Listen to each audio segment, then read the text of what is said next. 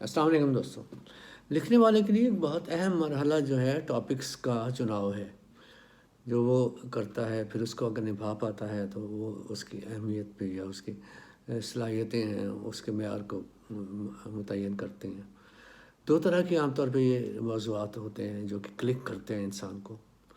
بلکہ میں تو یوں کہوں گا کہ جیسے محبت ہو جاتی ہے اسی طرح وہ ٹاپکس بھی چوز ہو جاتے ہیں، کیونکہ اس کے بعد ہی لکھا جائے گا، اس کے بعد ہی اس کا درد محسوس کیا جائے گا، اس کے بعد ہی اس کی علمیت جو ہے وہ ہم پر حاوی ہوگی، یا معاشرے میں جو اس کی ضرورت ہے، معاشرتی پہلو ہیں اگر تو وہ چیزیں ساری سامنے آ جائیں گی. اور مجموعی طور پر جب ہم ان کو انٹریکشن ہے جو فرد کا، معاشرے کا، علم کا، فطرت کا، روح کا، روحانیت کا، مطلب یہ کہ وہ بھی دیکھنے، اس کو محسوس کرنے والی باتیں، ساری چیزوں کو کس طرح سے ہم ملا کے ایک کوآرڈینیشن کے ساتھ اسے لکھ پاتے ہیں.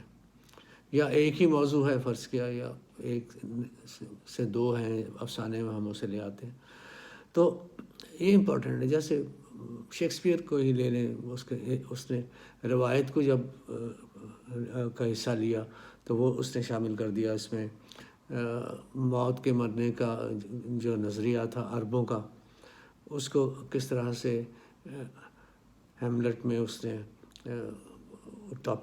مین ٹاپک بنا لیا اس کہانی کا. اسی طرح بادشاہوں کی تاریخ، اسی طرح دیوتاؤں کے معاملات ہیں جو یہ افسانہ ڈرامہ لکھنے والوں نے خاص طور پہ لکھے. تو یہ چوز جو ہم کرتے ہیں، یہ چوز ہم سے ہو جاتا ہے اور اس کو نبھا پاتے ہیں تو پھر جا کر پیس آف لٹریچر بنتا ہے. اور جو کہ اسے اچھے طریقے سے ایکسپریس کر دے تو وہ پھر سمجھ لیجیے کہ رائٹر کی کامیابی ہے. ایک چھوٹا سا افسانہ ویسے ٹاپک کے حوالے سے، تھوڑا سا نیا ٹاپک مجھے لگا تو اسے میں نے کوشش کی ہے لکھنے کی. خوشبو اس کا نام ہے. کہ میں 3 بہنوں کا کوئی بھائی نہ تھا اور نہ ہی ابھی تک ان کی شادی ہوئی تھی. میں ان کے گھر گیا. گرمیوں کے دن تھے، دوپہر کا وقت. مجھے کافی فاصلہ پیدل ہی طے کرنا تھا. سایہ ناپید،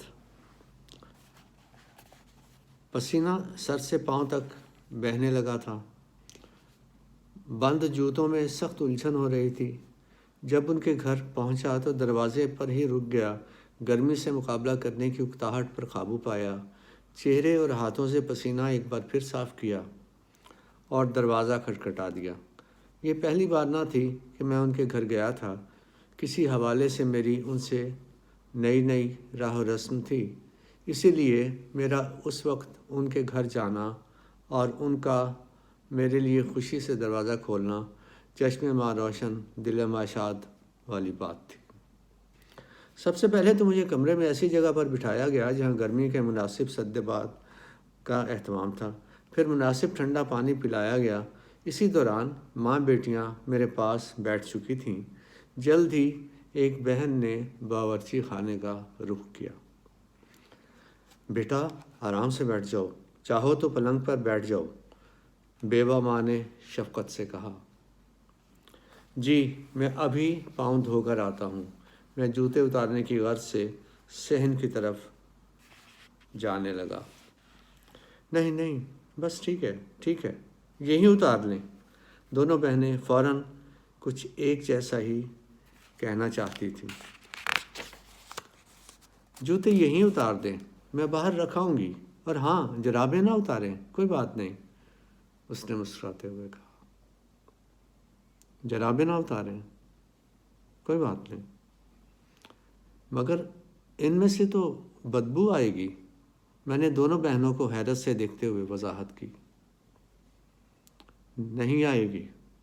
دونوں بہنوں کے چہروں پر اس احساس کا یقین تھا. وہ دراصل ہمیں یہ خوشبو پسند ہے. میرے چہرے سے استفہامیہ مٹانے کے لیے ایک نے کہا.